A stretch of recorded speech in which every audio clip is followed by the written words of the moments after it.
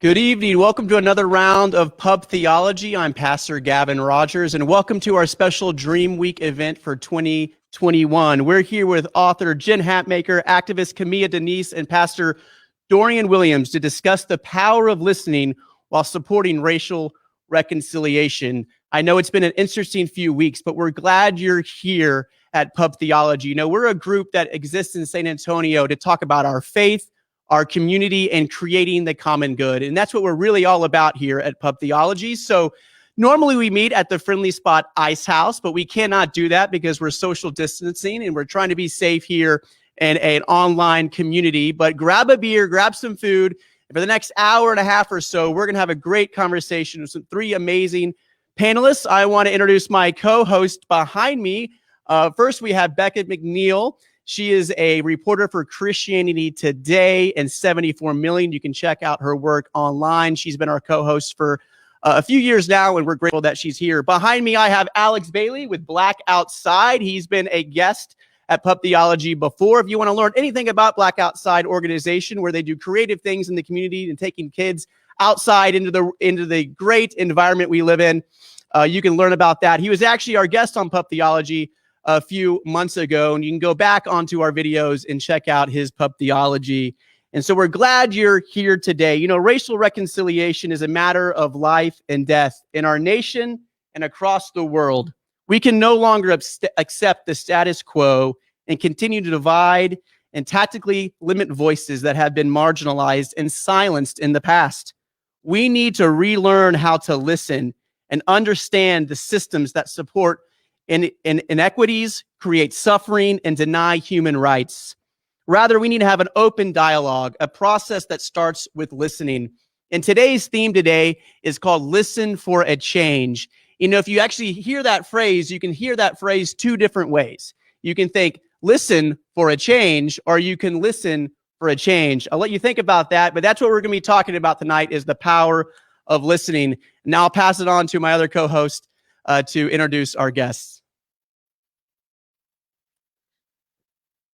All right, tonight we are so excited to have this panel. It's tempting to just turn the cameras on them and let them chit-chat all night because I think you would get so much out of that.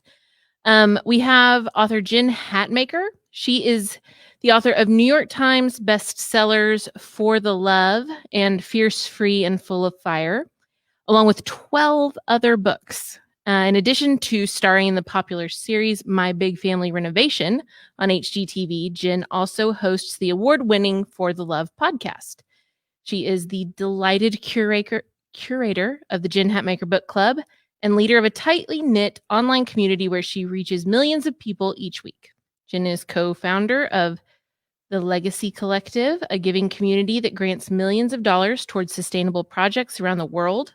She is mom to 5 kids and lives happily just outside Austin, Texas, in a 1908 farmhouse with questionable plumbing.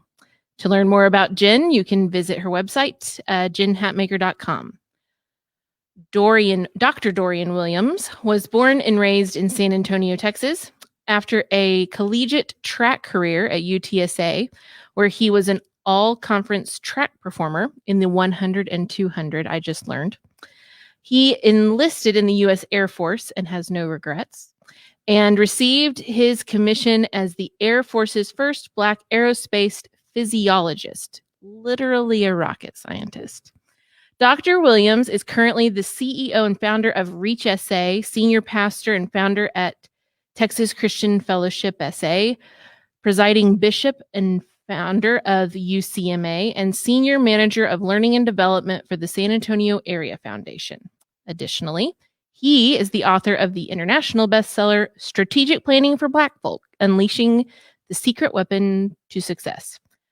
Doc is co-leader of the SA Stronger Together movement for Pastors Against Racism. He is a board member for Teach for America and a board member of the San Antonio African American Museum. Brother Dorian also sits on the Black Leadership Council chaired by State Representative Barbara Gervin Hawkins. And that is what retirement looks like for Dr. Dorian Williams.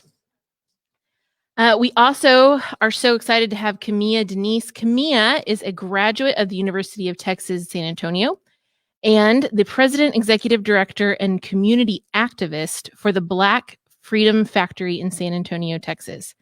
Black Freedom Factory exists to build a more racially and socially just society by cultivating racial equity across San Antonio through data-driven advocacy, mentorship programs for grassroots organizers, community outreach, anti-racism training, and consulting. So no small feat. She is also the leader, co-founder of #ChangeRapeCulture, which challenges Title IX policies regarding sexual misconduct and accurate survivor representation. Kimiya is into some very simple, easy to achieve tasks, as you can tell. Not a very serious person. Kimiya also fights for reproductive justice. Email info@blackfreedomfactory.org for more information. I highly suggest that we all do that. Thank you guys so much for being here. We're honored. We're so excited to learn from you. Yeah, no, we want to echo those thanks for your time, especially during DreamWeek here in our city. So to start off, we'd love to hear a little bit more from each of y'all about your passions, your interests, your career, and most importantly, touch a little bit about why the topic of racial reconciliation really speaks to you. Want to start? Sure, I will. Dorian, pleasure to thanks for having me, first of all. Dorian Williams, of course, and as you heard, and so for me, just being a native of San Antonio, coming back home after 25 years of traveling the world, working in hyper diverse environments and really in the United States Air Force. Coming back home was definitely disappointed. I was disappointed to find that we were not only number one, the number one most impoverished city in America, but we were also number one in socioeconomic segregation. I came home to find that my side of town that I grew up in hadn't changed. But I came home to find that other areas seemed to be growing and were really being more empowered financially. And so for me, it matters to me that we not just talk and fight for equality, because that's about sameness. My fight really is about inequity, which is about fairness. Spreading the word that we didn't all start at the same place. So anybody that I see that is equal with their colleagues is a hero for me. That's good. Yeah. Well, my name is Kimiya Factory. Pleasure to be here today with you all. I am originally from Austin, Texas, and I attended UTSA for college. I studied political science with a minor in legal studies. And while there, I started #ChangeRapeCulture, where I fought for survivors of rape on campus. But I also did policy debate at UTSA, and I studied consent of the earth, rape of the earth, and concepts that surround my indigeneity. I identify as a queer, indigenous, Afro-Latina. And so after that, I got into the world of organizing. George Floyd was a pivotal moment in my life, I think in a lot of people's lives. And I organized the first George Floyd protest in San Antonio that drew out around 22,000 people. And so after that, Black Freedom Factory was born, and I am active in the city with accountability measures as it pertains to local government and grassroots organizing, because it's so important and it's a conversation we really, really need to keep up. So I'm so happy to be here with you all today and continue that dialogue. These two, what are you guys doing with your lives? You know what? Just keep searching it out. You'll find it. You'll find your path. I'm so happy to be sitting next to both of you. The honor's mine. Thanks for having us, all three of us. And I'm Jen Hatmaker, and I live in Austin. And my front door into the work of racial justice kind of started actually through pastoral work as we were engaging issues of poverty and thinking that was one-dimensional. It wasn't from my personal experience. I grew up in very white bread Kansas. And so my childhood and adolescence and my church culture and even young adulthood was very, very homogenous. So my exposure to the actual world was delayed until I was a grown-up. And so it was actually the world of poverty that I always liken it to kind of pulling the thread. That was the first tug of the thread, but so many issues of injustice are very closely related. And you touch on one and the next domino tips and on it goes. And so that maybe a decade ago brought me to this conversation, to this table, wholly ignorant, well-meaning, but just an absolute disaster, like just a menace with a laptop. And so it's been a decade of work for me. I've got 5 kids. My 2 youngest kids are Black, they're Ethiopian. And so experiencing childhood and adolescence through them, also through their cultural experience, their public school experience, has been incredibly eye-opening as well. And so this matters to me greatly and deeply, and it's work that I will remain committed to for all the days that I have a microphone in front of me. That's great. Thank you so much for being here. We're glad all 3 of you are here. And we want to remind our audience watching on Facebook, if you're watching on Jen Hatmaker's site or Pub Theology San Antonio or on YouTube, if you post a question or a comment, we can see that. And we'll have a time during this broadcast to share your questions. So if you have a question for anyone on our panel, please feel free to ask that in the comments, and then we can vet those in due time, ask those questions. So again, share this video and spread the love for DreamWeek San Antonio. DreamWeek has events all throughout San Antonio this week around the MLK holiday to talk about race and the common good and just creating dialogue with all different types of people through art, through conversation, through video. And so check out dreamweek.org for all the events happening in the remainder of the week.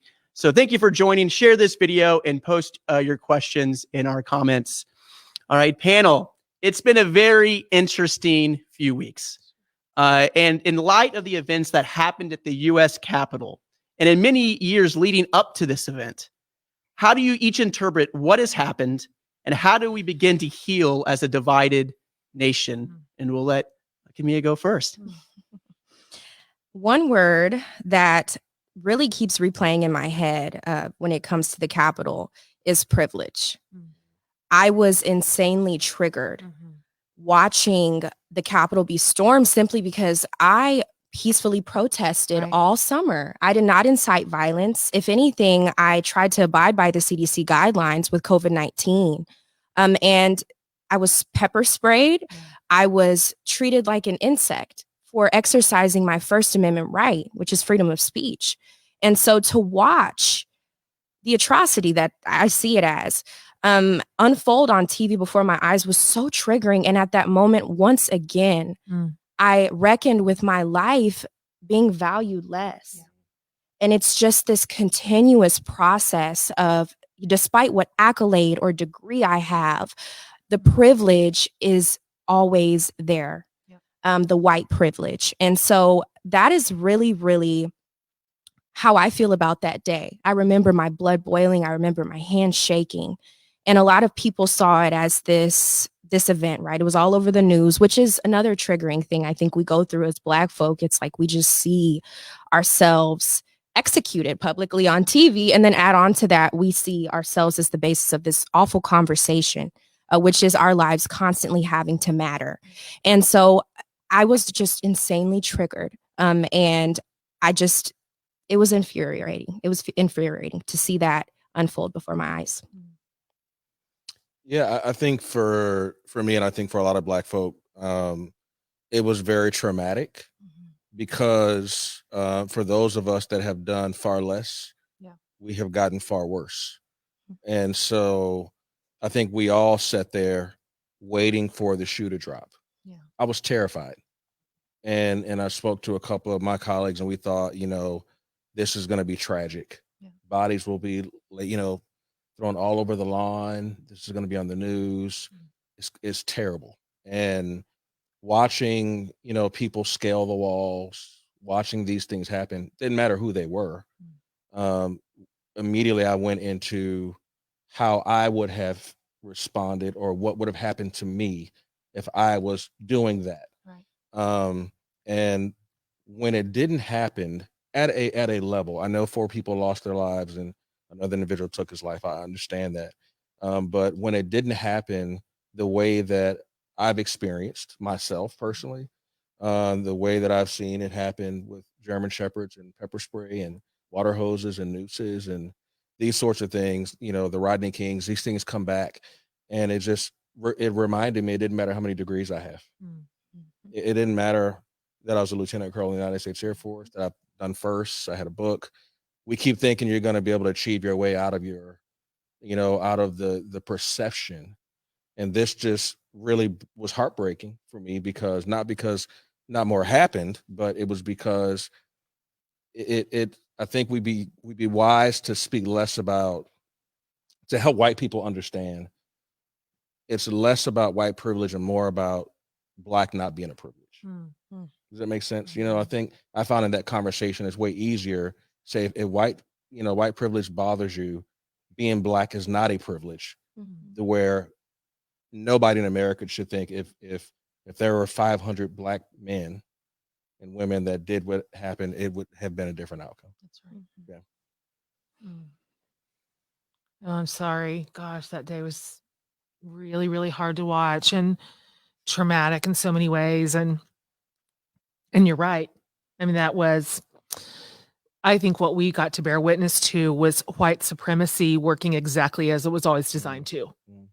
It works. It's a system that's pretty clear, pretty simple, and very adaptable.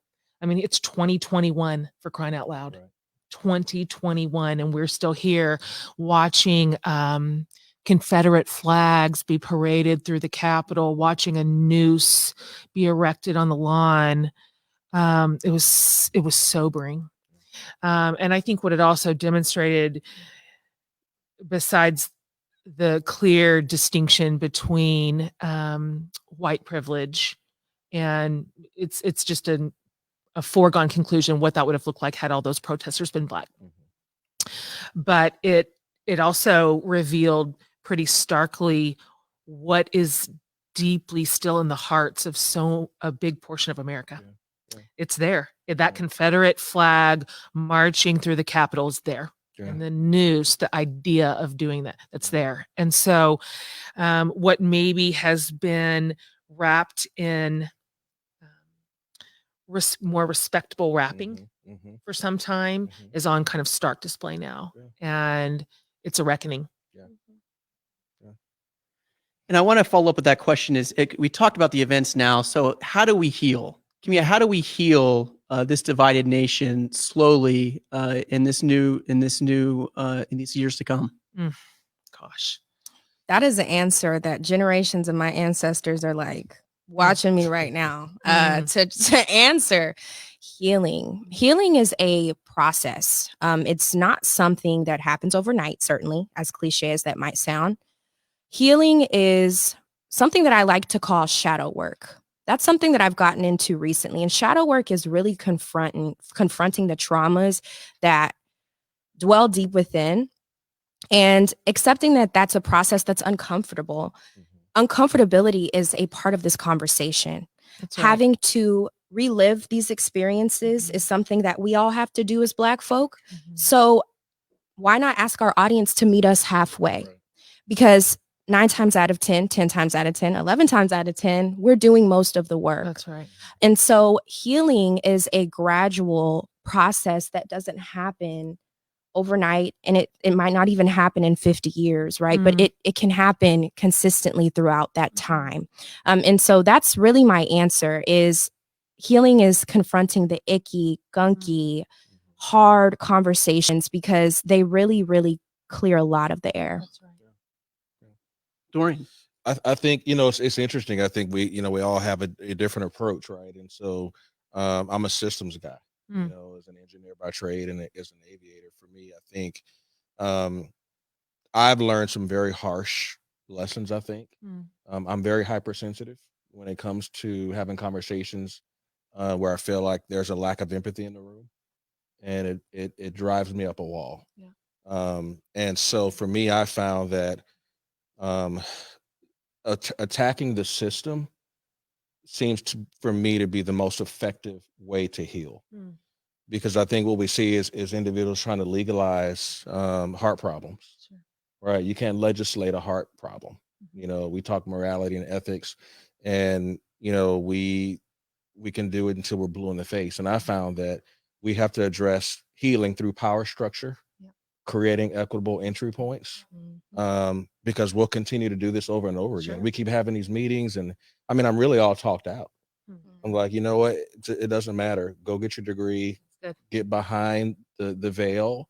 And until you see the policy in a Word document, you haven't arrived. That's good. Right. That is what, you know, I think for me, my push to healing is that let's go address the real issues and create spaces, safe spaces and gray spaces for us to grow and to bleed out the people who are still walking in ignorance. From the white perspective, I come to the conversation of healing with a lot of frustration and a lot of internal conflict, because what I hear from a lot of people in my community is this concept of healing, which really in practice is more like, let's just move on. Let's just move on. Let's stop. We don't want the icky. Right. Like we don't want that discomfort. We don't want to have a reckoning with our racial history. We don't want to face broken systems that keep white people in supremacy and people of color out. Let's just be nice. So when I hear white people sometimes say healing, they mean be nice. And this idea of having to wade through so much repentance and truth telling. We just have to call a thing eventually. And so I get triggered when I hear the word healing, because I hear the white community trying to rush to a solution where we are more comfortable and everybody stops feeling bad. And so I think healing is deep. It is a deep incision and taking out gangrene flesh, and that is going to hurt. And it's going to be a mess. But I think that is the only way to ever really experience racial healing in our culture. Thank you so much for your comments that coming in. We actually have a comment about this topic we're talking right now. And Charlotte says, to talk about healing seems premature to me. Kimiya, can you express, or Dorian can express that frustration? Like when people say this is premature to talk about, I can totally understand where they're coming from. So can you explain that a little bit more, maybe about where that sentiment comes from? Premature. I'm trying to understand what premature might mean, because this is a conversation I've had to have since I was born with black skin. So brown skin, you know, it's a conversation that should have happened a long time ago and should continue to. I mean, I mean, what do you think? Yeah, I think that, I mean, for me, Charlotte, thank you for the question, but I do think that healing is concurrent, right? I mean, I don't shy away from my faith as a pastor, that I believe that, as you have healthy healing words, it cuts, but it heals at the same time. And while I say I'm tired of having those conversations, it does help you heal. The first time a white person said to me, I'm sorry for what my ancestors did. That's not too soon for me to heal. Like I needed that. It helped me realize that my anger was less anger and more trauma. And that was huge for me. So I think that healing is individual. I understand where Charlotte, she may feel like that. And I think we should respect that. But I think we need to have that conversation, because I think there's different levels of hurt. And so some people need to start sooner. And I think the healing part is just having a conversation and hearing that. I know that, Jen, I know you didn't, you weren't around. I wasn't around as a slave, and you weren't a slave owner. But certainly looking at the trauma in our eyes and hearts, and seeing yourself portrayed in stocks and chains for the first time in first grade, it's hard. So to say, that sucked and that wasn't cool, that's enough. It was enough for me to say, you know what, I can sit down and have a decent conversation without letting my anger get the best of me. Yeah. Thank you all for sharing those very open reflections. And one thing we know is healing is a process, as y'all mentioned, and listening is also a process. Yeah. Some people are great at it, others are still struggling, and it's definitely something that's needed here in our nation. So I want to ask y'all, how do people begin to learn the art of listening? And what are some specific things that people can do to be better listeners, especially folks who want to speak and dominate conversations? Why people are just so conditioned to being centered in every room they're in, that their opinion matters the most, that their feelings count the most. And so, when we start to deal with the issue of white fragility, when it comes to being good listeners, this is a deep well to start digging out, to be honest. And the white tears that accompany these challenging but important and difficult conversations can derail the whole thing. And so, in my opinion, this is the work of the white community to decenter themselves voluntarily, and say, this is my moment to sit and listen. This is the time. It's past time for us to pull up a chair at the table as learners, as listeners, ultimately as allies. But wow, that work is hard. The defensiveness and the shame that comes part and parcel with these conversations of racial injustice and reckoning it's a real obstacle to overcome. A mentor of mine told me, you have 2 ears and 1 mouth. You should do more of something, with one than the other. And she meant to listen. And I mentioned I debated policy. Hello to my policy debate nerds out there. In debate, I would go against white debaters and I would get cut off in the middle of my speeches. Sure. And that taught me a lot about what you spoke to, the privilege that accompanies that. And my work with survivors of rape and sexual assault, when they would disclose to me their stories, their sacred stories of trauma, I never wanted to interrupt that. And if you apply that to conversations about racism, that's really good. Right? If you apply that same sentiment, I think that we can get a lot further, because the work that I've done outside of race taught me that someone else's story is as important, if not more important than mine. That's good. And what I have to say is not more important than anybody else. That's right. Yeah, that's really good.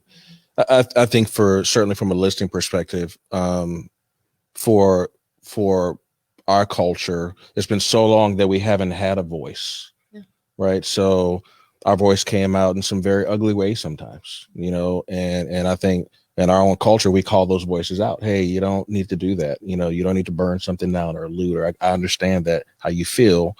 You're given a voice now. Here it is. And so what I found is that there's an impatience for us to figure out what we're really trying to say. I've been in rooms and had very hard conversations with pastors, believers, whomever, unbelievers. And I found that you're right. It was just, okay, well, then tell me why you're mad. I don't know. Tell me, well, I can't figure it out because I've never been in this position before to share why. So give me time, give Black people time, an opportunity to figure out what the real issue is, because we have to work. That's a lot to unpack. There's a lot to unpack there. So I think that the key to listening, to answer the question, is really, what are you listening for? That's good. Or what are you listening for? Are you listening for knowledge? You just want to know? Or are you listening to comprehend?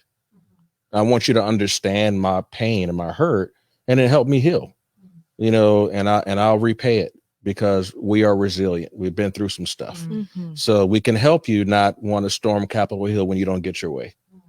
We can help you, because we know what it's like to not get your guy in the White House. We know what it's like to not to lose. And we're looking at, white folks like, are y'all really doing this right now? Like, this is really happening? And we're looking like, can you do that? We didn't even know you could do that. So it was just, I think we need each other, but I want to listen to you, and I want to comprehend what you're saying, so I can at least try to empathize as much as I can. And don't you find it's pretty important to not consider this a one conversation? Oh yeah. This is long and it's ongoing. And to your exact point, there's sometimes I need 3 conversations just to get to it.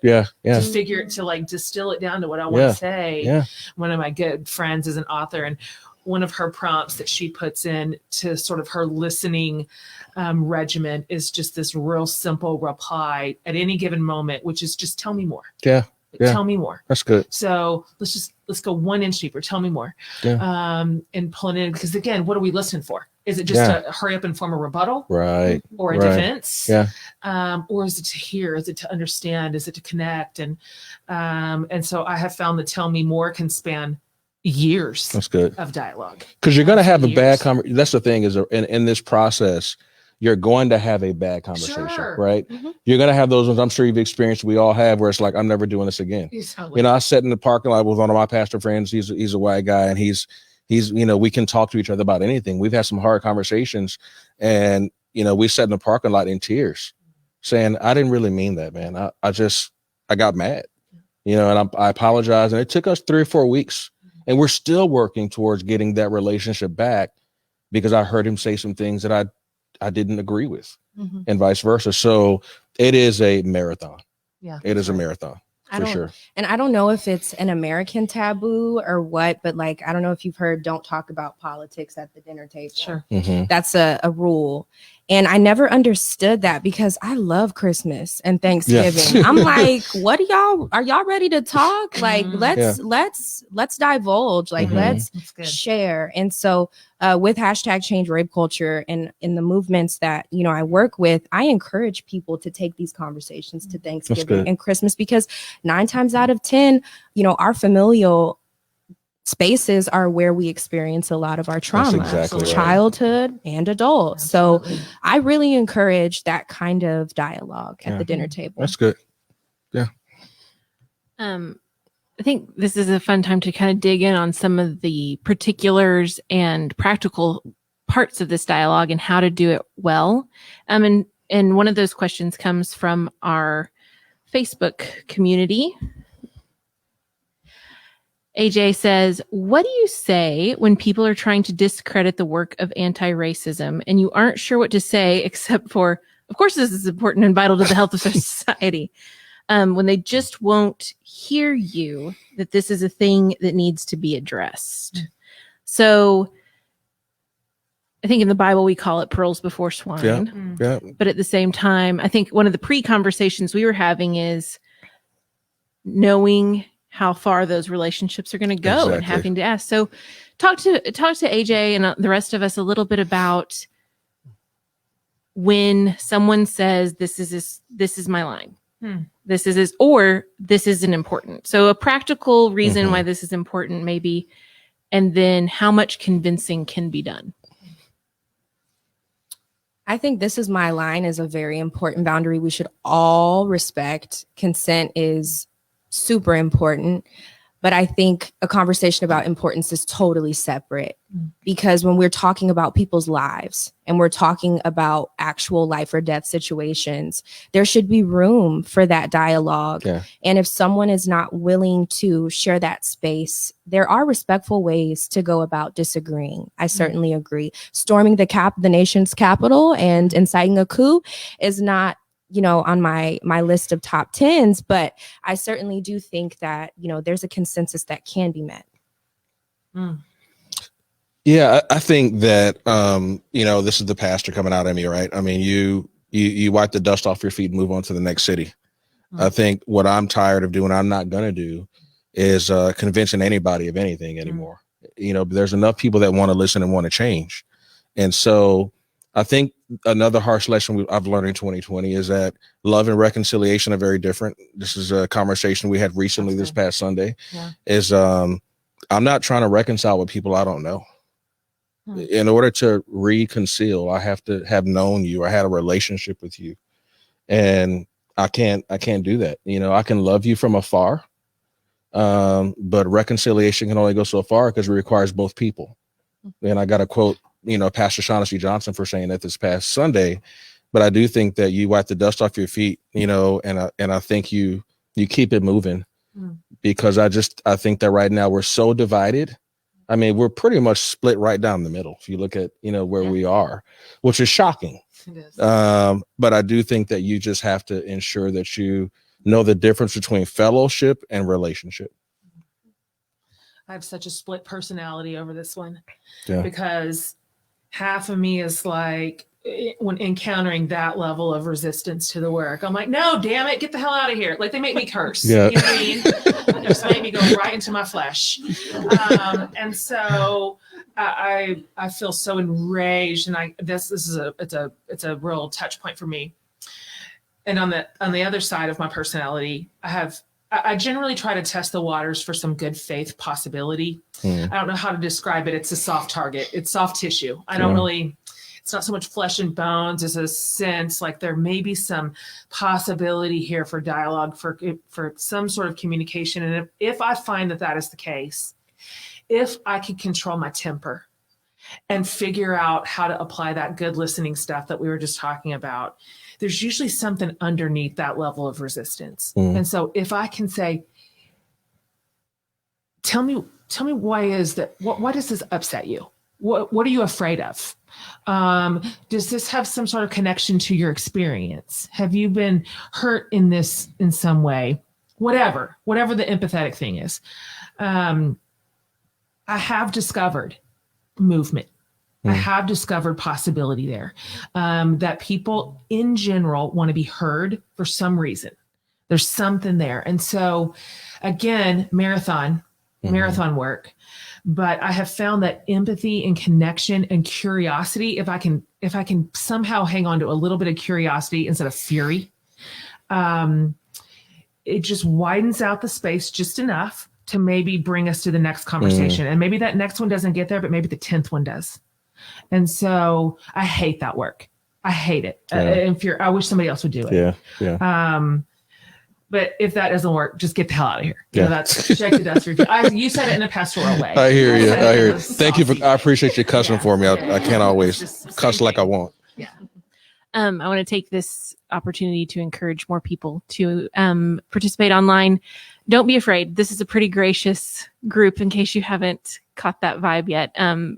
People who want to talk and want to listen and want to hear your questions and your thoughts.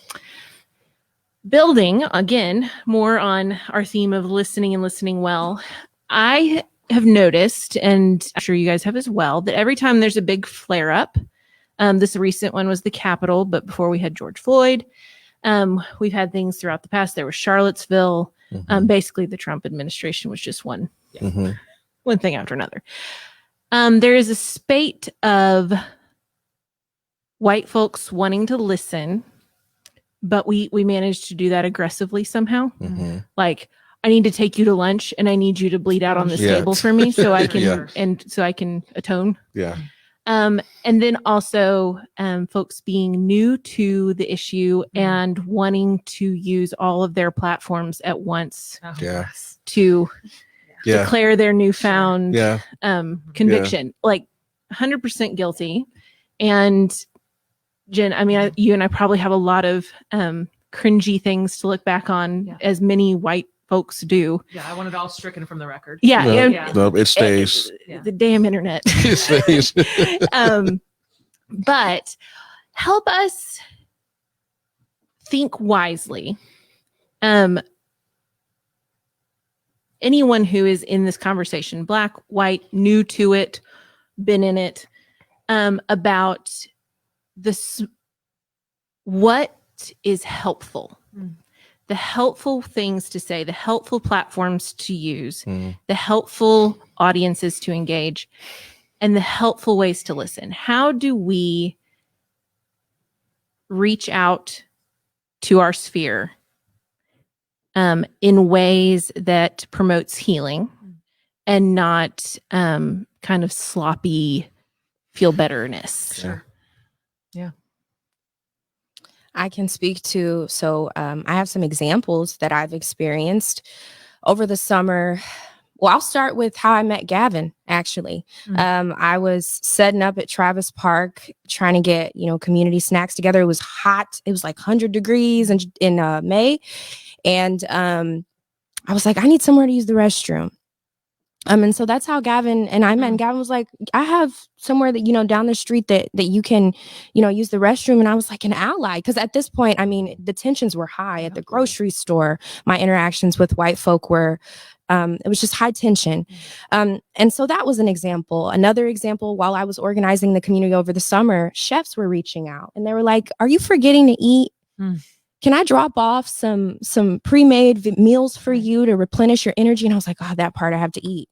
A bottle of water, literally, while I'm out there speaking in the heat, someone handed me a bottle of water, looking me dead in my eyes and saying, how are you today? And do you have space to answer my question? Those kinds of considerations are so important to us. And I don't want to speak on behalf of the entire Black community. Maybe you can agree with me, but it's so important to acknowledge the space that we constantly have to occupy and the drain, like the depletion of energy that comes with these conversations for us. And so when allies ask me, do you have space for this combo right now? And how can I better support you, just verbatim is an amazing start. And that's my experience with that. I think, I would say to those that are interested, I think you, believe it or not, like two things. Most Black folk, we don't want a handout. And we're very responsible when it comes to our senior leadership in the Black community, holding those who are not achieving, accountable for that, right? So we just want an honest cause effect assessment. Like we didn't get here just because we got here. There's a cause that got us here, and acknowledging that is huge, right? And then along with that, police your own people. Right? Police your people. I shouldn't have to police your bad actors. You should police your bad actors, just how you expect me to police my bad actors. That's not my role. And I find that it's outside of our scope to know how to deal with unruly white people who tell us, but what about abortion? When you're talking about, George Floyd. Right. It's heartbreaking because you start thinking like, well, I'm a man, I've never gotten an abortion. Right. And so what is that? This straw man fallacy you have? It's an unanswerable question. If we look at the data, then the data's skewed. If that's not, then it's fake. It was just all this thing. And I was like, I just want you to just police your own people. Like, I don't want them chasing me down with a shotgun. I don't want them riding by my house with their flags. I wouldn't do that. I wouldn't let my people do that. And I expect the same thing from you. That's great, you guys. I want to address specifically the portion of your question that you asked about white people who are new to the work. And they burn real hot, real fast and get super woke on all platforms real quickly. Come on, Jan. Without half of one clue. And actually, helping poorly is worse than not helping at all. And so, first of all, I want to acknowledge the exhaustion that white people new to the work tend to put on the shoulders of their friends or neighbors of color, their leaders of color, like, do my work for me, educate me, teach me the thing. And I think that's as well intentioned. I think what white people are wanting to communicate is I care, and I want to sit in front of you and I want you to see that I care. But the burden that unfairly places on communities of color is just absurd. Why on earth do they have the energy to educate us when as far as I can tell, we can read and we have the internet and we have books and we can learn anything we want to learn. And so this is one, I've talked about this a lot, but I have found this approach invaluable, especially for new learners. My friend Latasha Morrison runs an organization called Be the Bridge. And it's a racial reconciliation powerhouse, really. And they work in a lot of different sectors. But one of her platforms is a private online Facebook group, and it's humongous. But she has a rule, which has been a North Star for me, that if you are new to the group as a white person, you are forbidden to post or to respond to anybody else's post for 3 months. You cannot say one word or you will get kicked out, because white people come in with their exuberance and their fresh wokeness, and they cause harm inadvertently. And then they discover that the work is harder than they thought. Yeah. And repentance doesn't feel as squishy as it felt when it was like performative on social media. And so when in doubt, be quiet. That's my rule. Just when in doubt, be quiet. If you're white, when in doubt, listen. When in doubt, shut your mouth. When in doubt, let somebody else take the microphone. When in doubt, let a person of color take the lead. You just won't regret that. You won't regret that approach. You will not regret sitting respectfully and silently, but you might very well regret opening up your big mouth and saying something that harms your friends of color. So I had a million things to say about this, primarily because I did it all poorly and had to unravel the mess I made and then figure out what it really meant to be a learner. But we're grateful for it, though. That's the one thing that I think that, as we sit here, even helping poorly, it still helps move the needle, and so I think it's an honor. It's noble when we can come together and vector towards a better, this is our country, and so we've all sacrificed in some way, shape, or form. And it matters that we can sit in a room and have a conversation about something like this. This is life or death. This literally is life or death, as we have seen over the past 4 years. Yeah. And, as a pastor, for me, I believe that, obviously it begins inside and internal. I do believe that Christ is the only way for us to be able to identify at a real place of empathy, which is we all fall short. You're not going to get it right. And so because we can't get it right, that is literally our humanity unified, is that we're fallen and that we're mistaken. And if we can agree on that, color is irrelevant. Absolutely. And to people of color and Black communities that are watching, it's also intention. It's recognizing intention. I know that a lot of cringe, like you said, cringe moments where a white person has like grabbed my hair or alienated me like in a store and been like, is your hair real? And the line, and I'm like, what? Those kinds of situations, whether it be a microaggression, right? Or the fact that they just genuinely liked my hair and they didn't know how to mask their excitement. Those kinds of, it's true, right? Comments about my lips, things like that. I'm like, well, I do have a decent lipstick on today. So maybe that's, plays into it. But like acknowledging the intention can save us so much of that angry energy that we can just exude when we get in these situations. So to the people of color and Black community watching, think about intention because it can be pure. And that's important to remember. Y'all are both being really generous. I'm just saying. really I'm just saying right now. But I want to tell you something too that has been really important to me. In this spirit of generosity, I appreciate you caring about intention. That is so, that's gracious. But also for white allies learning what it means to be an ally, which is a learning curve. When you are able to say, hey, I'm going to like gently correct this little microaggression you just did. I don't think you intended this at all. This is how it's received. I'll tell you right now, they'll never do it again. And so that's also upon the white community who has learned better to get our cousins. Like, no, you don't touch her hair. Don't touch it. Don't ever. But can I? No, never. But what about what? No, you not then either. And so I think these corrections that we all can make, whether it be micro or macro, they matter. They're uncomfortable. We don't like it. Like just discomfort is such a deterrent. Why is it so hard to move into hard spaces? But I have been corrected so many times by my Black friends. And I'll tell you what, I've never done it one of them another time, not once. And so I'm grateful for that and thankful for it. And so thank you for every time you've waded into a little uncomfortable moment to fix somebody.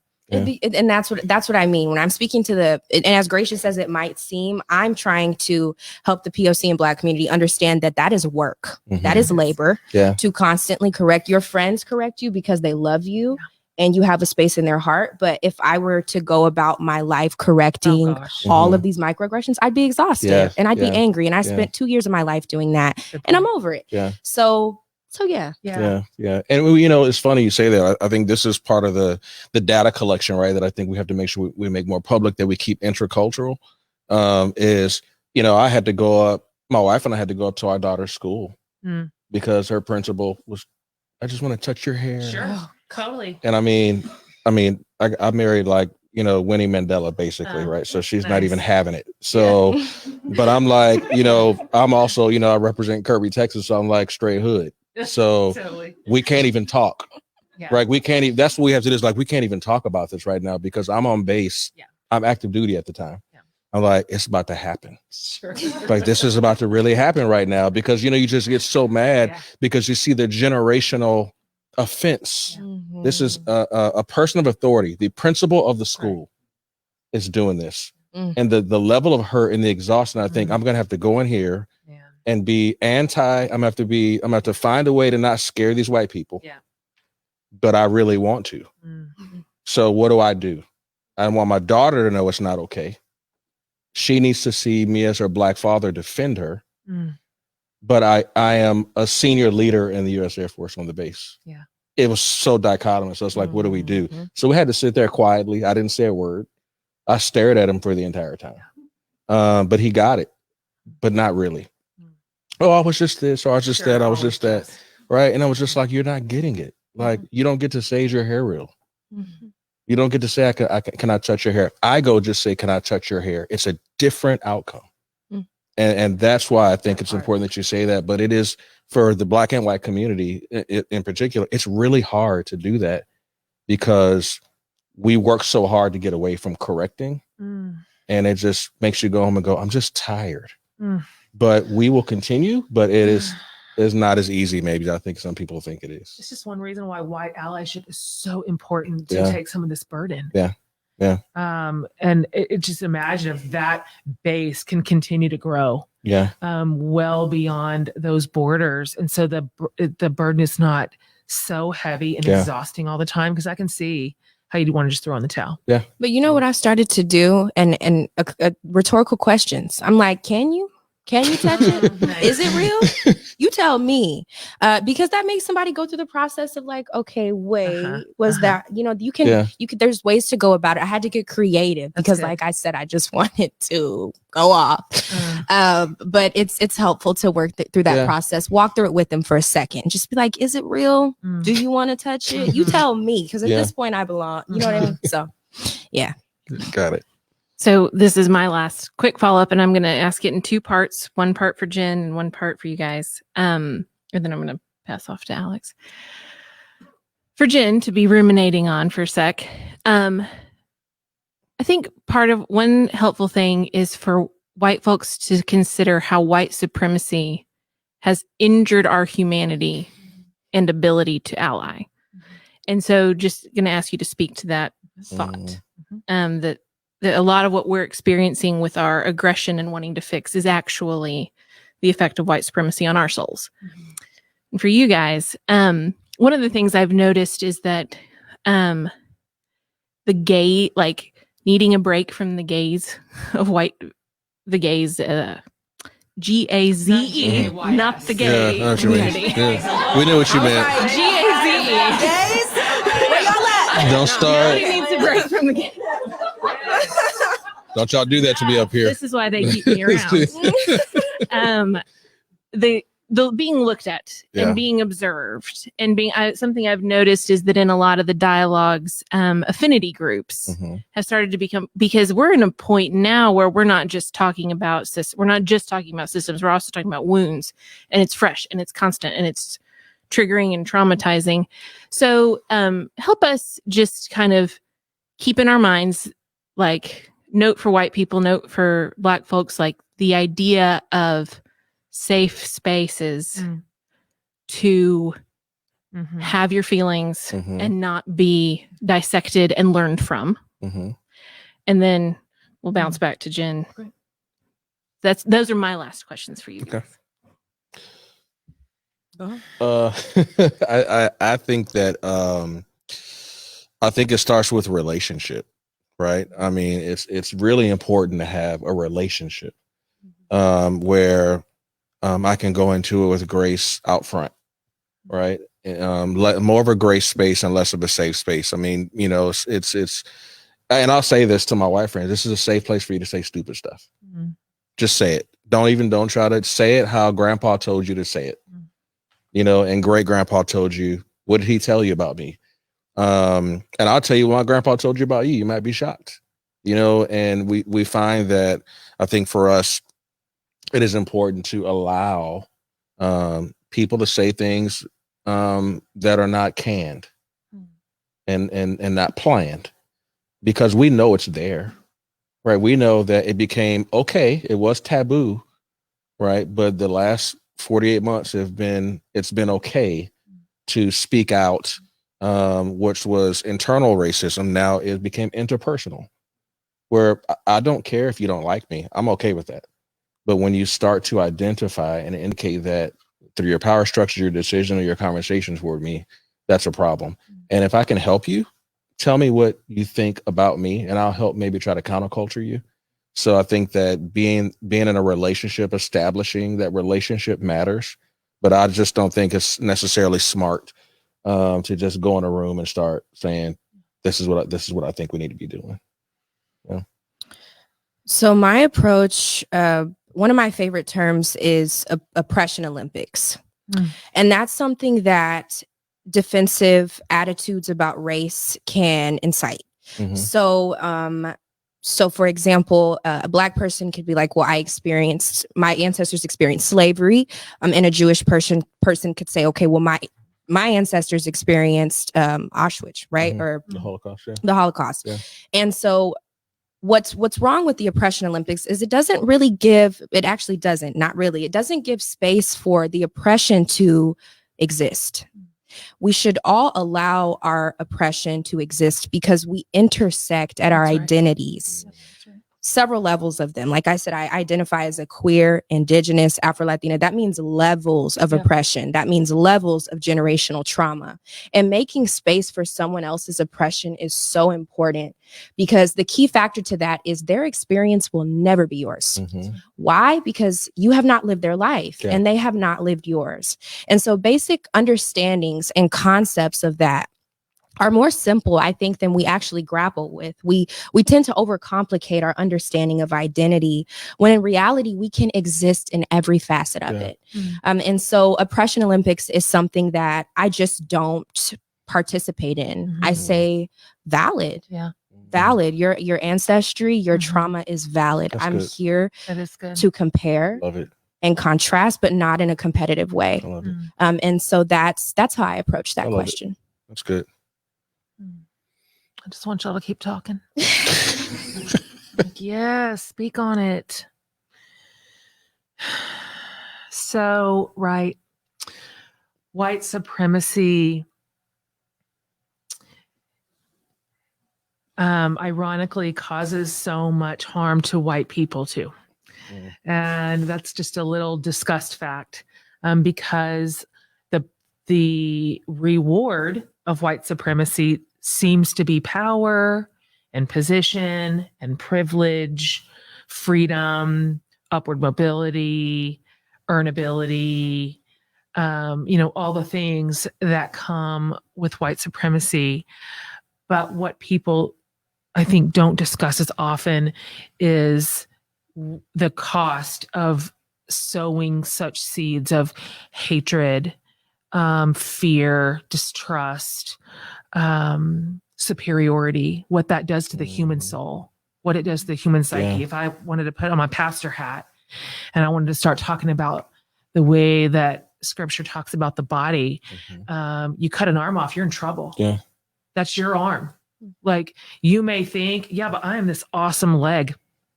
And but you lose your arm and you're hurting and you are not functioning at high capacity. And I think we're one body.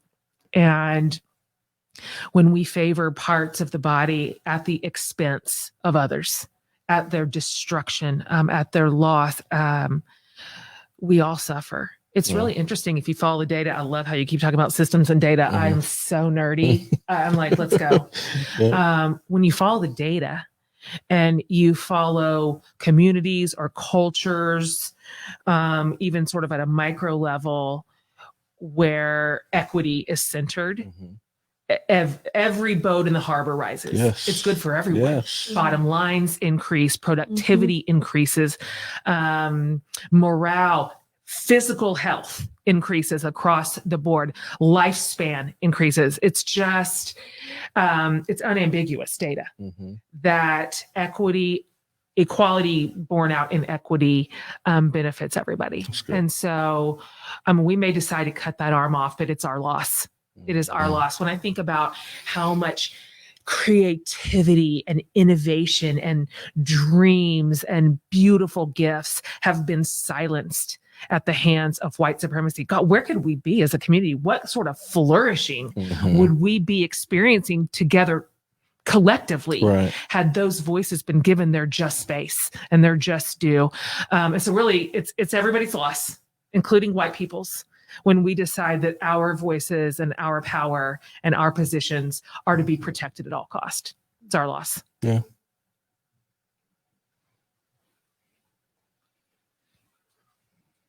So winding down here towards the end. So thank y'all again for all the great questions online. We just have a few more questions. So obviously context is very important. And here we, live in San Antonio, which is still a predominantly Hispanic, Latino, Latinx city. And so we have a question online from Mari. I hope that I pronounced that correctly. And this is a really good one. I think really relevant to many of the folks probably tuning in from San Antonio. Marty states, as a non-Black and non-white person, parentheses Hispanic, we are often disregarded in the dialogue altogether. What is the best way for us to support other people of color, take pride in them and their culture and ourselves, and really be a true ally and agent for change? I love that. Wow. That's very true. I completely agree. I think that brown communities, whether it be Hispanic or indigenous, are actually it is a Black or a white issue, which is unfortunate because, like I just talked about, the intersections of my identity and how they're all valid. I know for a fact that we can assess our privileges. We all have privileges. I am a Black woman, but I am not a Black trans woman. And, you are a Black man, but you are not a Black woman. There are levels to privilege that we all can assess. And so identifying it that way can be really helpful, because one feeling left out of the conversation is not room for healing. There's no healing in that. There's no justification or justice. So I would just really analyze what privilege you have. And I mean that down to access to a car, access to redistributing funds, simple privileges, right? That we might see as simple could be so much more for someone else. And that's how I've learned to identify that, because although it is a Black or a white issue, my womanhood, I feel like, is often left out of conversations, or the class that I grew up in, right? Which was not, I grew up pretty poor. So those kinds of reflections are super important for the future. Yeah. I think that for my brown folks and the brown community, I've had a lot of conversations, right, and been on stages with brown people, and I've had them say to me, and I hope this encourages and this answers the question is injustice, anywhere, right, is injustice, everywhere. Like if it's us now, it'll be you next. Right. And so the way I look at it, and the way that it was shared with me by my brown friends that were with me, said, you know what? They said, no, Doc, go. You go. And if you can open these doors for y'all, then we can figure the system out and come in right behind you. And then there are systems that we're going to go take the lead on that are addressing them. And we're going to get behind you. We're going to work together, because I think what I want all of us to understand is that racism in general is not really black or white. It's really green. Racism is less about color and more about money. It's slaves weren't slaves because they were black. It was because they were valuable. Sure. Right. So when you look at this intentionality of economy, right, is racists actually hate everybody that affects their bottom line. Sure. And that's what this really is.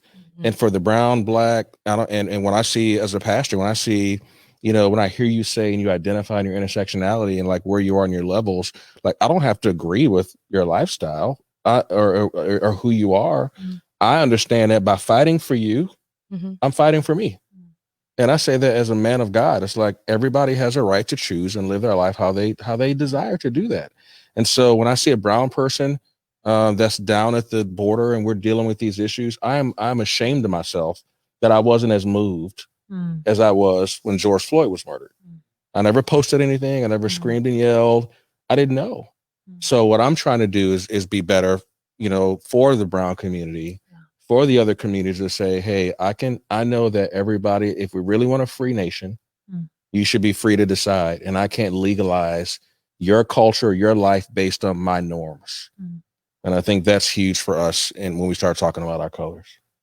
Yeah. That's great, you guys. I'm now just add very briefly that I acknowledge that the question and kind of the pain behind it. A lot of my friends in that community have said the same thing in more or less words. Like we feel left out of this conversation. We feel left out of the statistics, which are skewed a certain direction, and feel like our voices are as elevated. And so I acknowledge that there's work to be done there. To widen the table. The question that I ask myself in any room that I'm in, any discussion that's being had, an issue that we're having a conversation about, policy that we're working through, theology that we're parsing out, my sort of grid, my lens is whose voice is missing. It's pretty clear. It's always pretty clear. Wow. There's always a handful of voices that are never missing. I wish they would go missing. They're overrepresented at the table. Yeah. But I think if we started to ask ourselves in these really important dialogues that we are all in all the time, who's missing here? We may find that we are naturally able to pull up a few more seats to the table. And that's good. Again, that's really good for everybody. That's really good. Good for everybody. Yeah. But I think we should be a little careful, though, with this question, because it's not to say that anti-Blackness is not rampant in this city, because I am a living testament of that. I have been spoken over several times in organizing spaces, and it's not something that I'm a stranger to. So I don't want there to be this misconception of Hispanic folk being completely left out, because they are privileged. Their skin is lighter than ours, in fact. And so that's what I wanted to refine my answer, because it's important that we acknowledge that there is privilege in, being Hispanic. There also are facets to colorism. There are so many shades of Puerto Ricans and, Ecuadorian, Salvador. Like there's a diaspora that we have to acknowledge and address. Yeah, that's good. Great. Thank y'all for sharing that and addressing that question. So obviously it's DreamWeek, right? And we think about the legacy and the life of Dr. King and the community around him, of leaders, of Black folks that help push for change. And myself, I'm a leader of a local youth serving nonprofit. And I think personally on my end, this summer, I thought a lot about our kids, like what they're seeing from the world, what they're seeing on social media all the time, the messages that they're receiving. So I want to ask y'all, thinking about DreamWeek, the dreams Dr. King had for us standing here today and future generations. What are y'all's hopes? What are your aspirations? What are your dreams for the future, and specifically the context of this country, the United States? It's great. Before I answer, I just want to thank you for not asking me what Dr. Martin Luther King Jr. would say, because I've been asked that all week, and I'm like, I don't know. I wouldn't do that to you. Let him rest. I was waiting on it. I was waiting on it. I was like, don't. Let me just get my shell and contact him on the other side. Like, I thank you. So thank you for that, because that's a lot of pressure in a question. The Dr. Martin Luther King Jr. question. I will say that I am so that I first want to say that Dr. Martin Luther King Jr. was not the only person that did the work, right? He gets a lot of recognition for the work, but there were so many Black women and, queer people like behind the scenes that were helping his dream. So I want to acknowledge them.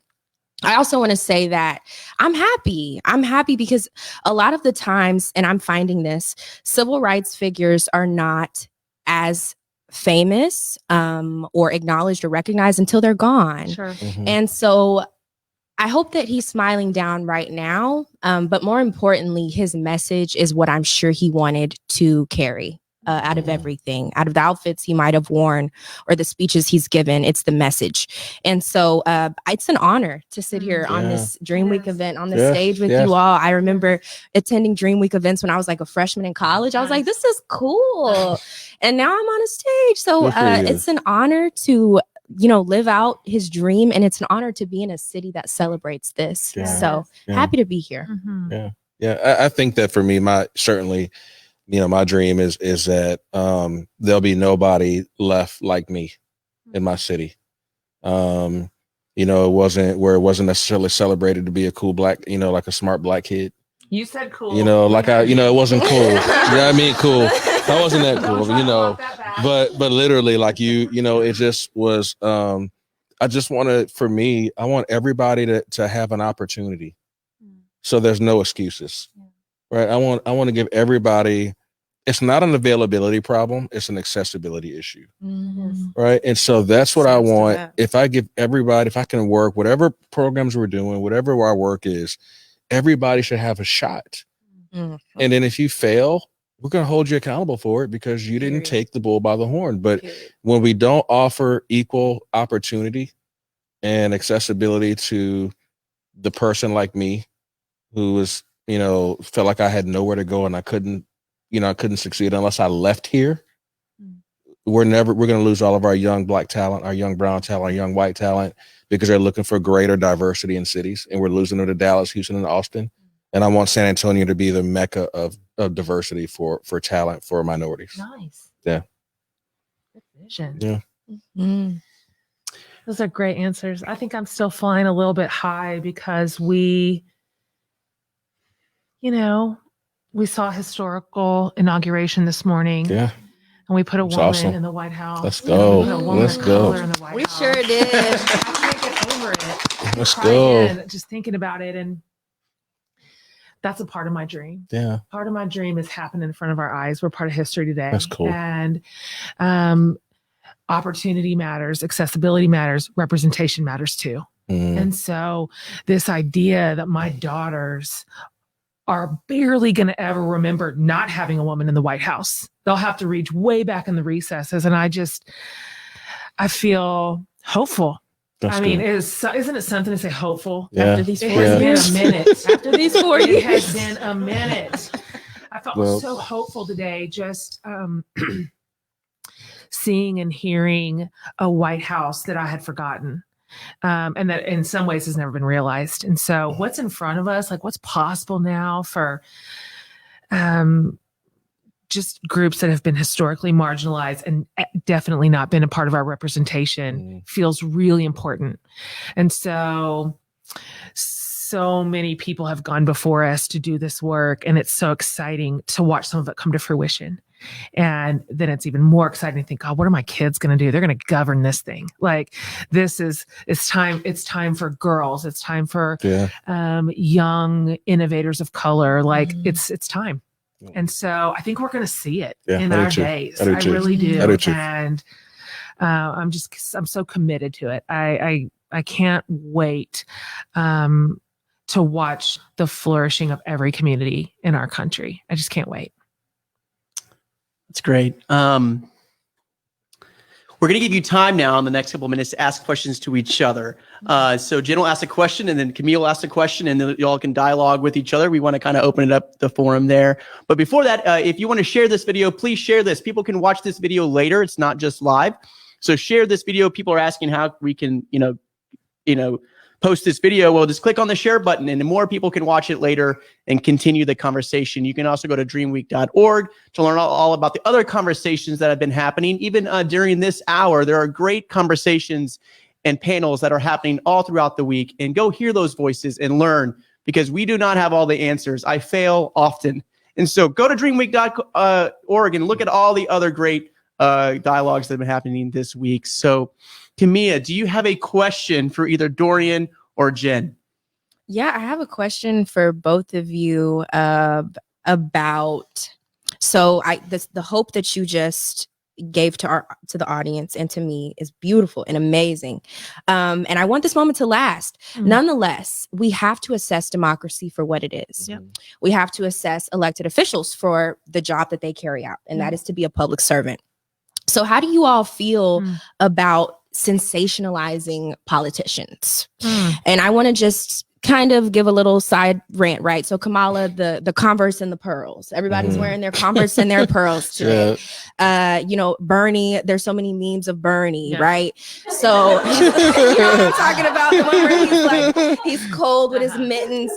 So even though this meme-worthy culture is great, like we need the laugh, why should we not probably sensationalize politicians? Great question. Yeah. Right. Because then it becomes like just the lowest hanging fruit. Right. What's going to get a jab? What's going to get a laugh? What's going to get a click through? Right. And that doesn't ever equate to meaningful policy or leadership born out of integrity. I really appreciate the question. I know I can remember saying in the last 4 years, I would love for all of this stuff to be boring again. I cannot wait for boring politics. I don't even need to turn on CNN. Like what's happening is boring. They're just doing their work. I have a lot of thoughts about reform and what I think that could look like in our culture to really cut some of this off at the knees. But I think that's the work of that's the work of us as individuals. And I feel this because I love snark and I love sarcasm and I'm funny. So I can go for the jugular and it'll be hilarious. People will retweet it. But I'm never proud of that the next day. And so I just, my temper sometimes. One thing that I think of in terms of how are we responding to our legislators, how are we responding to our public servants, because that's really what they're supposed to be doing, is whatever I say about them, whatever I highlight, whatever I elevate, whatever I'm paying attention to, whatever I'm raising to the consciousness of my community that I lead, am I going to be proud of this in a year? Am I going to be glad this is the hill I died on? Am I going to be glad this is the thing that I put in front of us and said, let's consider this? Or am I going to wish I held his or her feet to the flames in a real tangible way, as opposed to just talking about what they were wearing? I don't know. I'd like to hear your thoughts on this because it's a really smart question. What do you think, Dorian? Yeah, I think it's the curse. It's the curse of America. I think it's way bigger than politics, and I think it just filters into politics. We see it in the church. We hybridize spirituality with fame. Totally. And I think that our public servants are just doing with our nation's fabric has become. Is a celebration of those who we have propped to live a false sense of reality. And our politicians have fallen prey to that. And I think that what we have to do, in my opinion, is, I have this push. I think you have to get regular people to major in poli science. Yeah. You have to get regular people, right, to major. We're not regular. Right. No, not even close. Not even close. But you do. I mean, we're it's like I'm, as far as, working and changing adults. Yeah. I think we start getting the kids to say, instead of thinking you're going to the NFL, why don't you major in poli science or rhetoric or debate, or why don't you go to law enforcement? Why don't you? That's really where I think we'll do that. And then we need to hold them accountable. That's not a C-SPAN accountable. Yeah. But look at, I think reform when it comes to like voting. Yeah. The electoral college versus the popular vote. Term limits. You start doing some things that like this is not a lifelong career for you. Yeah. This is a place of service. Totally. And you got 16 months and you're out of there. Totally. You get $35,000 or whatever it is. Right. And you get on, and I think that we'll see who's about it. We'll see. You talk about being woke. We'll see who's left. Yeah. Right. When you don't get all those other things there. Right. So I think that's we de Hollywood them. Absolutely, across yeah. the board. I think that's how I want to do. Yeah, that. with those pearls and those Converse, let's alleviate that student debt. Yeah. Let's talk about Yeah. those stimulus checks. You You're know so what I mean? serious. Just celebrate the Chucks and Pearls. Oh my gosh. No disrespect to any AKAs I'm watching. kidding. I know. respect. We know. But I'm we just know. saying, like the trends, we get lost in the trends. We do. You're right. You're right. Tomorrow, let's see what happens. I'm with you. I'm with you. Yeah. Jen, do you have a question for our panel? Sure. Yeah, I'd love to hear from both of you. Kind of in the vein of what you were saying earlier about you say what you want. Like, what's your granddad say about me? Like, if you just could speak candidly and frankly, what have you? Oh, we could say this in broad terms, but maybe more specifically, this last 4 years, more or less. What has disappointed you from the white allies in your life? And what do you wish we would be doing better or more of or less of, whatever the thing is? I know we've had It's okay, you can say it. Okay, so I guess I'm gonna be less gracious right now. Okay. The white tears. Yeah. So and I mean that in a very honest way, because when I do often find the strength and the courage to correct the white folk that I love, I'm often met with variations of just I'm sorry. And it at that point it's like I can be an anxious person, so then it's like awkward. So that's really what I guess the lack of acknowledgement of, okay, I had this privileged moment, and we're kind of having a hard time moving on from that. That's what disappoints me more than anything. And that's what I meant by intention, right? It's that the white tears are like tears, but we have to acknowledge the privilege and the space that comes with them. So if anything, that's probably what has disappointed me the most. Yep. Wow. You would do that. I would. Okay.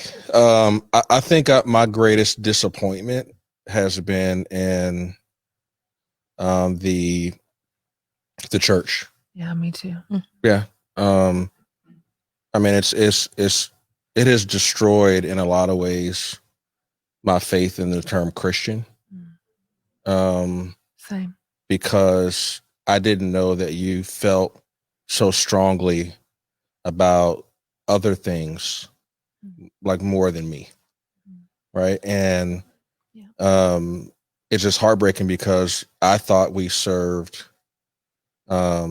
together, and that politics were not such a priority.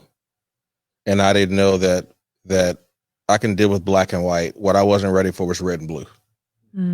I was not ready for you to treat me that I was ignorant and under some delusion of fake news when I don't even watch the news. This is my real life. And that broke me because now I have to forgive you. And I'm really mad about it. I am. I'm mad that God has forced me by scripture. I'm not going to follow the lead of what I've seen. And it's been very disappointing from that hyper politicized element or section of the church that I feel like has turned their back on my pain for a sense of, I don't know what it is, patriotism. I served my country for 25 years. I have 3,000 combat hours or so. I'm completely disabled. So don't talk to me about patriot, right? Because patriotism is not flying another flag. That's right. Any flag that's not our American flag is not patriotic. So it disappoints me, and I'm praying for God to help me to reconcile where needed, and forgive where needed, for my brothers and sisters in Christ. Well, thank you for your service. I appreciate that. Yeah, my pleasure. We want to go to a question from Pastor Valerie at Travis Park Church, and her question's for all three, so we'll go around the room.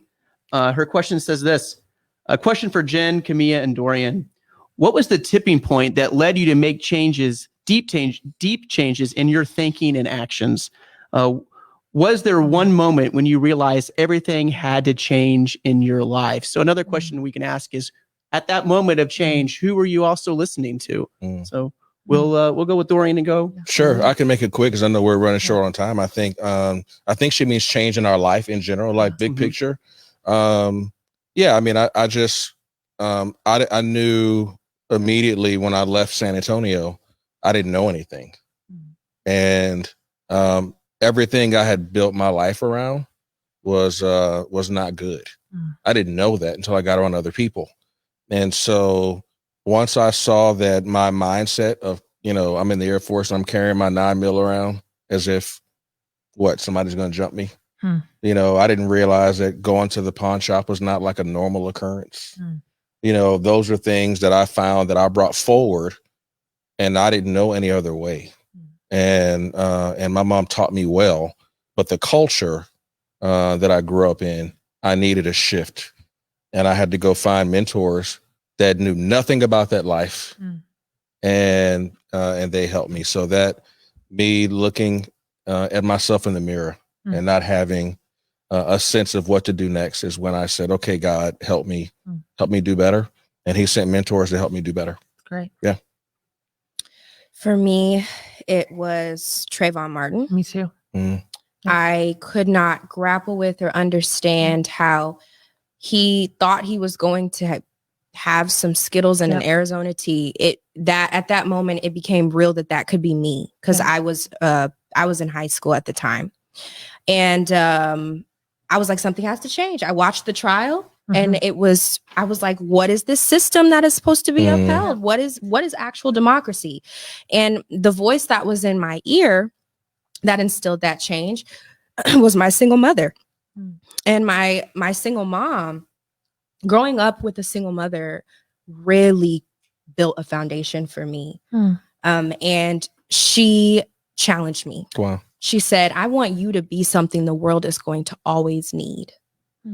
And Trayvon Martin, I knew that unfortunately, I knew and I saw that there were going to be other lives that were lost. So that was the moment for me. Yeah, it was me too. Trayvon catalyzed what was percolating in my life already in a way that was like an irreversible change for me. And I started listening to his mom. I started watching it unfold, and I just kept thinking, yeah, but like the next thing is going to be the justice part, because obviously it was going to be. Like, obviously there's going to be justice in this clearly unjust. And then it just wasn't, and it wasn't, and it wasn't. And then I watched the white community rally in a different direction. And that was the first time I read an essay called, I'm going to get it a little bit wrong, but it was called something like Unpacking the Backpack of White Privilege or something like that. And that is like a stake in the ground for me, for sure. And then, of course, we can't count how much Black trauma, loss of Black life and Black harm has happened since then. It's just, it's such a tragedy. And so I'm grateful for all the truth tellers that rose up around Trayvon's death and what they've meant to me and how they've become leaders and mentors to me. And that's when I noticed at that time is that, who am I listening to? Who are my teachers? Like, who are my mentors? Who am I following? What are these people saying that I'm listening to? So that began also the process of deeply diversifying all the input and leadership I was taking in my life, which completely changed me. Completely. I cannot recommend that more. Just sit down and listen to new voices, different people, different leaders. That's great. And we have one more question coming up from our online listeners, but last question that we have for you. And, we're all going to go home after this in the days to come, and we have to sit with our family members, our friends, and have these hard conversations, sometimes with people that we love, that we disagree with in so many different ways, where, we always think about the Thanksgiving table, but it just doesn't happen on Thanksgiving. It happens every time we sit down and break bread and have hard conversations. So I'm going to ask this to Kimiya. How do we work with others or engage with people who share views that harm and hurt others through overt and covert racist behaviors and beliefs, but they're people that we love? They're our brothers and sisters. They're my cousins. They're, the people that I have to deal with each and every day.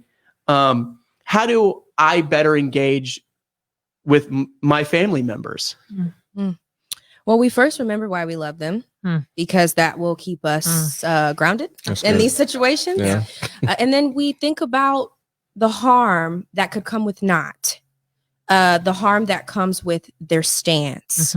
And we go from there. I really don't think there's a textbook definition of this, because life, and what do they say? You don't get to choose your family, right? And blood is sometimes not even thicker than water. This is assuming people do have family and do have a home, because there are folks that don't. So really navigating that, I really think, and this is, it's a super kumbaya answer, but it's really remembering why you love them, because that'll get you through the hard, harsh things that they say, and evaluating if that relationship is worth repair, because we cannot sacrifice our happiness and our space for someone who is unwilling to meet us halfway. We just can't. And that should be a boundary that we all set for ourselves. Any thoughts between the other two? Lead by example. That's all I'll say. Just, it's when you get tired of being tired, you just lead by example. And I think that inevitably, I think good behavior begets good behavior. Yeah, perfectly well said. I think it's important to consider boundaries in this conversation too. We do want to repair if we can. We want to hold the door open if we can. We want to create dialogue if we can. We want that marathon if they'll engage it. But if they will not, we were talking earlier before we came out here that there are some things in which we say to even the people that we love, I cannot agree to disagree with you on this. This is beyond agree to disagree. That's right. Non-negotiable. This is non-negotiable. Like dignity is not negotiable. Equity is not negotiable. White supremacy is not negotiable. That's not a thing that I want to have unity with. And so I know that people listening are dealing with this right now. It's real. There's a lot of pain. It's major in families right now, and in culture, in churches, in workplaces around this. But I love what you just said. It's unwise to sacrifice mental wealth or mental wellness and our well-being on the altar of keeping the peace. Right. Yeah.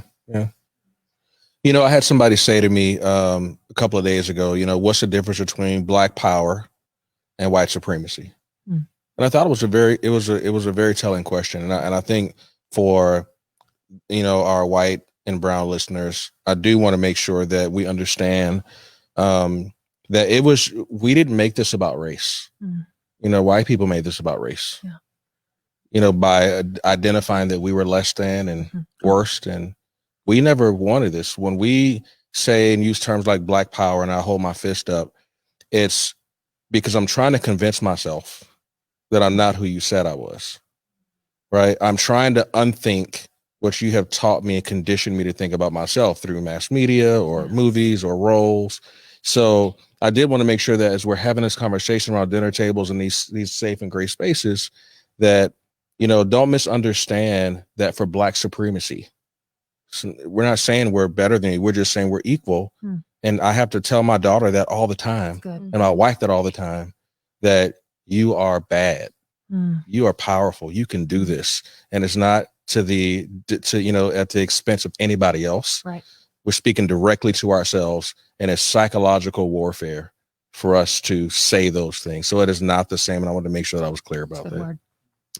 Good. We have a last question here, and thank you so much for posting your comments. Keep the dialogue going. I know we couldn't get to everybody's questions and comments, but you can communicate safely with each other in the weeks to come in this video and other videos that we will post.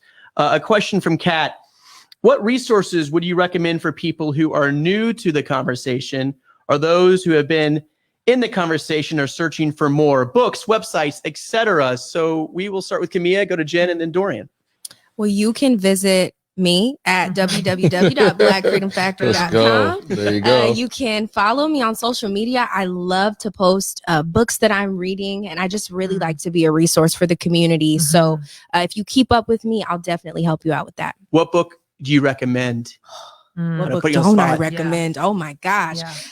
My favorite is Eloquent Rage by Brittany Cooper. A Black feminist discovers her superpower. That's one of my favorite books. Right, Awesome.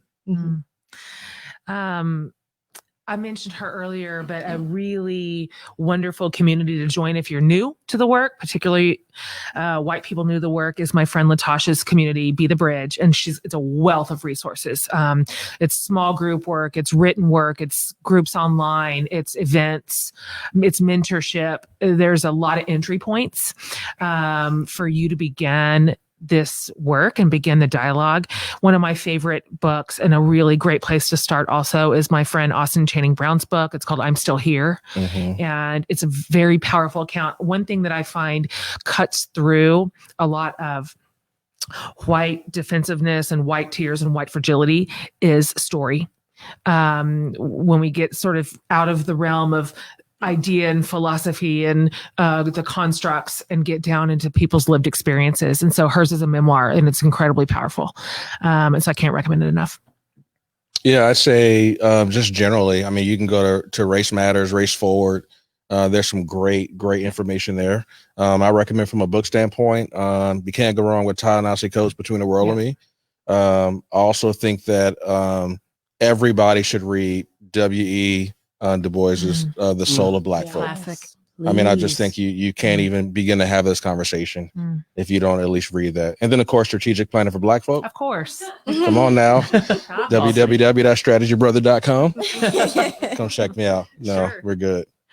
All right. We'll go back real fast to you guys, but I just want to thank everybody joining. We're not quite done yet, but I do want to thank this space that we're in that was helped us create as best as we can social distancing during this time. And that's the Arsenal Church in San Antonio, Texas, with Pastor Chad and Pastor Rob, who've helped us with this technology that I know nothing about, but they do a wonderful job. So you can check out the Arsenal Church and support them in San Antonio. That's in their space.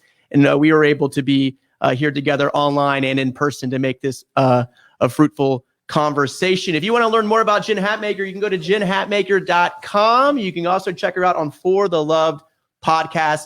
Check it out. Read her books. She's wonderful. And also tomorrow, I believe at 10 a.m.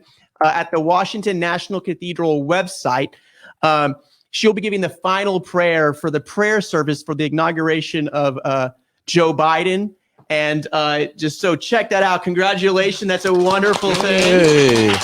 So I think you can go to our Facebook page and they'll link it up. I think there's ways to watch that through the Washington National Cathedral tomorrow. That's Thursday at 10 a.m. If you're watching this later, check it out later.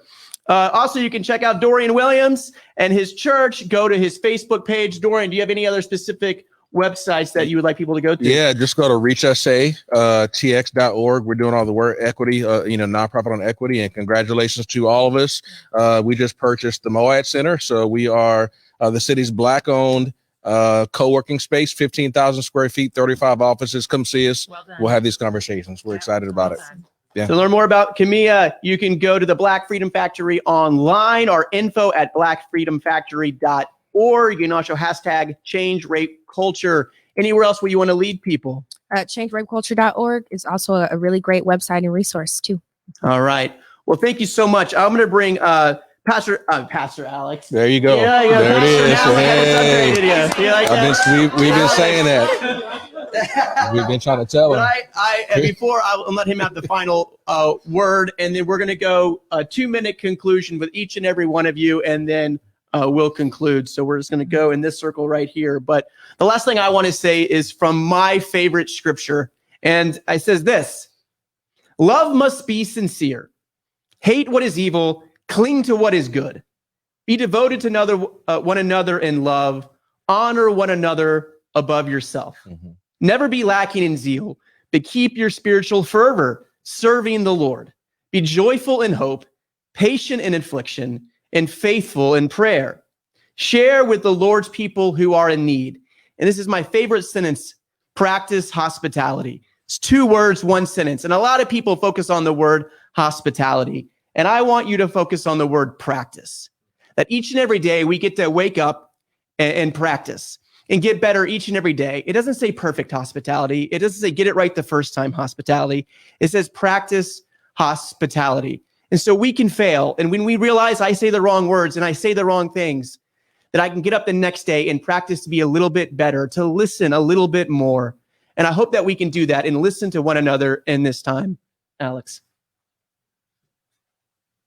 Yeah, once again, personally, I want to thank each of y'all for your beautiful reflections, your words, sharing your stories. I believe stories are gifts, Yeah. right? Gifts that you offer to us. And, I'm thankful that you gave us that gift tonight of your life stories and the wisdom that you shared. So I want to name that. And to the audience, we want to thank you, of course, for your time tonight. We're in the midst of a lot happening in our world. We're in the midst of a pandemic. We're in the midst of change, power, structures changing, transitions, and also a time of reflection for many. This time is also a time of pain for many. And so we just want to name and acknowledge that too. And thank y'all for your time and taking the time to do this. And I think what I'm leaving with and want to share with y'all is this last 4 years have felt dark. It felt cloudy, right? And I've been reflecting personally on this idea of what does it mean to let the light in during this time? And when the light comes, will we graciously receive it? Or will we ask, especially from a spiritual, even Christian perspective, we ask God to just be patient with us to hold it There you go. until we're ready to receive it.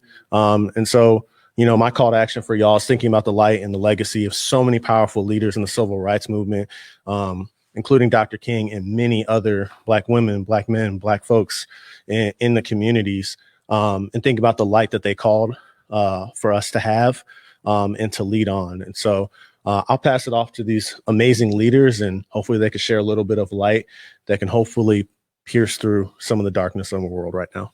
Thank you. Yeah, I would say just, I think for everybody watching and everybody that's here, thank y'all so much for being here. I would say that, I think I'm going to speak from a faith perspective. Let's really ensure that we don't allow our socioeconomic and our biases to infiltrate scripture. The same way I prayed for Donald Trump for the last 4 years, whether I liked him or not. Scripture told me that that's what I was supposed to do, and I did. And I pray that you all, no matter what you feel about what just happened today, it was historic. Yeah. And there's a moment to celebrate that. And I would ask you just for a moment to reverse your agendas and put faith at the forefront. And let's get back to serving God together the way that we were before Adam listened to his wife. No, I'm kidding. But we're good. No. We're good. Oh, man. Jen. This guy. Oh, it's been great to be up here with you. Really, I'm so thankful for tonight and for your work in the world. Thank you for doing what you do and being who you are, for holding the lantern high. People are following and watching that. For me, what it reminds me of is I had a mentor. Her name was Rachel Held Evans. We lost her not too long ago, and she was a profound spiritual leader. And in hard conversations, and after one particular dust up online, which is ubiquitous, but around this particular conversation that I instigated, she sent me an email, and in it, she said, Jen, she said several really profound things, but at the end, she said, Jen, this work is hard. Stay faithful. And I want to tell you that if I sometimes feel tired, I can only imagine how you feel. And just do not grow weary in doing good. And this work is hard, but our faithfulness it's moving mountains, and it's changing things, and it's changing people's hearts. And generally, it's just one person at a time, which is slower than I'm interested in. I like big sweeping change that just rolls across the prairie, but that's not how it goes. Yeah. And so this work is hard. May we stay faithful in it. And I think when we're old and gray, we're 95 years old, we'll be able to look back and say that was a life well spent. That's awesome. Yeah. Awesome. I want to thank these amazing couches. The colors are same. phenomenal. The rug go. too. I'm kidding. I really appreciate sharing this space with you all. You are not getting away from me after today. We've embarked on a very amazing conversation, and we've shared some really awesome experiences. I think the conversation about the last 4 years is a common theme that has popped up throughout, this program. And I want to acknowledge and condemn the xenophobia that has been rampant in this country as it pertains to race, as it pertains to religion, as it pertains to culture and background. Yeah. I want to condemn that and encourage folk, although you may be rooted in your religion, to respect, acknowledge, and explore others. That's right. And make space for their experiences, because that's very, very important. But most importantly, we all contribute. This country calls itself a melting pot. And we have to stay true to that notion by condemning the statements that have been made about several different people by a certain administration. So I wanted to end on that note, because dreaming is a result of what our ancestors sought out for us. They saw us existing in this future on this stage. Our stars crossed and our paths aligned far before we sat here. And it was a plan. So I think I'll close out on that. Beautiful. Well said. Beautiful. Thank you guys so much. And thank you to everybody who tuned in. We will see you again. Thanks.